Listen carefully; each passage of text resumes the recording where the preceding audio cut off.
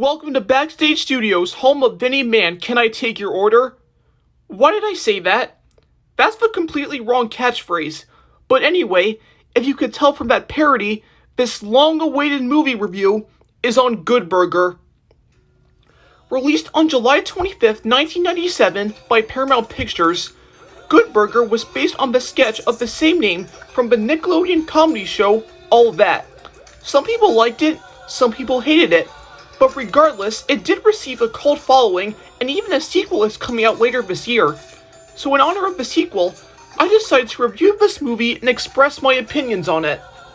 Kel Mitchell, who played Ed in the Good Burger sketches, reprises his role in this film. As Ed makes it to his job, he finds out there's another restaurant across the street called Mondo Burger, which will be a big competition for Good Burger, but it won't stop them from going out of business. Meanwhile, Dexter, played by Kenan Thompson, who also appeared in All That but not as this character, drives his mother's car while she's away. However, he accidentally crashes into his teacher, Mr. Wheat, played by Sinbad. Instead of sending Dexter to jail, Mr. Wheat lets Dexter fix the car.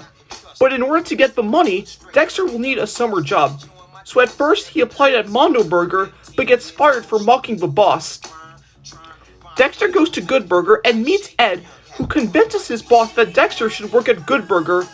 The boss agrees, but as soon as Dexter is hired on, Mondo Burger opens and Good Burger loses its attraction. Ed saves the day when Dexter notices his own sauce he created. Soon the sauce becomes popular and Good Burger gets its customers back. However, the boss at Mondo Burger, Kurt, wants the sauce recipe. The rest of the film is Ed and Dexter trying to keep the sauce recipe a secret and figuring out a conspiracy with Mondo Burger using chemicals to make their burgers bigger. Now before I share my thoughts, I want to mention how I saw this movie. I wasn't born at the time this movie came out, but in 2017, my babysitter showed me this movie, and when I saw it, it was so funny. And I still feel that way 6 years later. Some people can usually find the jokes annoying, and I can kind of understand that, but I think they show up at the right time. Let's talk about Ed. I like how he doesn't think like everybody else and is a dumbass sometimes, but he has a good heart and wants to please everybody. I love his relationship with Dexter. Dexter recognizes Ed from his accident, but he forgives him when he notices Ed's sauce.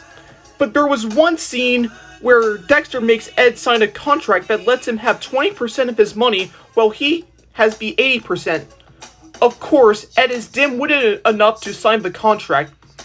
Dexter does get found out by his co-worker Monique, who tells him off.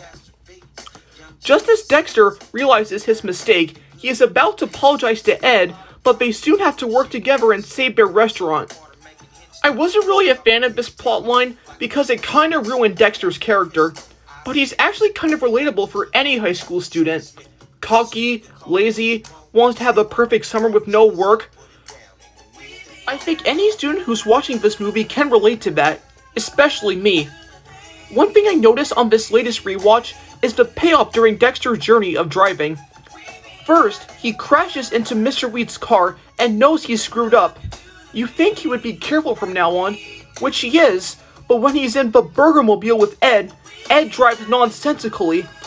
But when the duo need to get to Good Burger after the Mondo Burger dudes poisoned Ed's sauce after kidnapping them and Otis later on, they steal an ice cream truck and have to drive in full speed to get there in time to stop anyone from eating the sauce. I really like the payoff Dexter goes for in this movie. Another thing I want to mention is the celebrity talent Nickelodeon has gotten. Like, we have Sinbad as Mr. Weed, Abe Vigoda as Otis, and even Shaquille O'Neal and George Clinton make a cameo. Sinbad is probably my favorite in this movie. Maybe it's because his stuff gets destroyed 4 times and I love his reaction to it.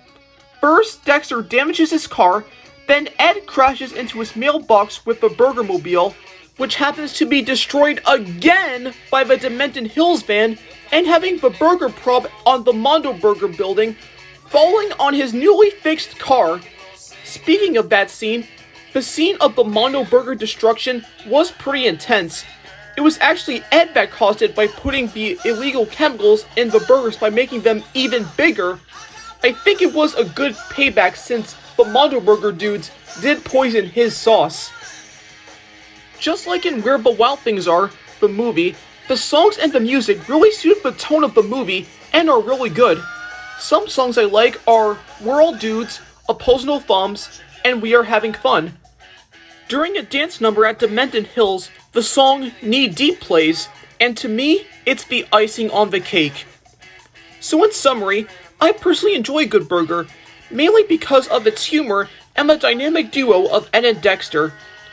Ed's personality and some of the jokes may turn a few heads for some people, but for me, I think it's a damn funny movie from the 90s, and I can't wait for the sequel that's coming out this year.